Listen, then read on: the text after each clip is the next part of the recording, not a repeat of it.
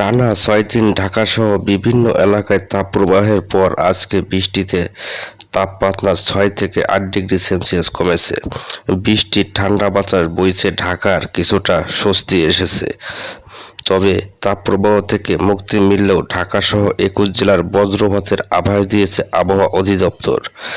বজ্রপাত হলে ঘরের মধ্যে থাকা, ভ্রমণ এড়িয়ে চলা ও গাছের নিচে আশ্রয় না নেয়ার সহ বেশ কিছু নির্দেশনা দেওয়া হয়েছে।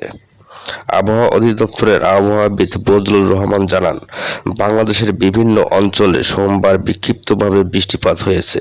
আকাশ মেঘাচ্ছন্ন থাকায় তাপমাত্রা নামতে শুরু করেছে। আগামীকাল মঙ্গলবার বিভিন্ন জায়গায় বিক্ষিপ্তভাবে বৃষ্টি হতে পারে, সেই সঙ্গে কোথাও কোথাও বিক্ষিপ্তভাবে শিলাবৃষ্টি হতে পারে। আবহাওয়াবিদ উমর ফারুক বলেন, খুলনা বিভাগ বাদ দিয়ে দেশের প্রায় সর্বত্র ৬ থেকে ৮ ডিগ্রি সেলসিয়াস তাপমাত্রা কমে গেছে।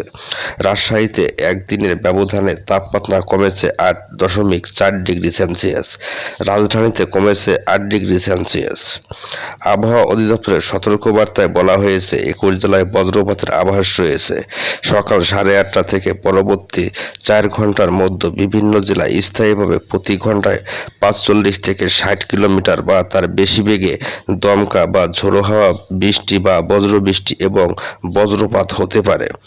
জেলাগুলো হলো রাজশাহী, নাটোর, পাবনা, সিরাজগঞ্জ, টাঙ্গাইল, মানিকগঞ্জ, ঢাকা, নরসিংদী, রংপুর, গাইবান্ধা, শেরপুর, নেত্রকোনা, ময়মনসিংহ, সুনামগঞ্জ, কিশোরগঞ্জ, ব্রাহ্মণবাড়িয়া, মৌলভীবাজার, হবিগঞ্জ, সিলেট, রাঙ্গামাটি ও বান্দরবান।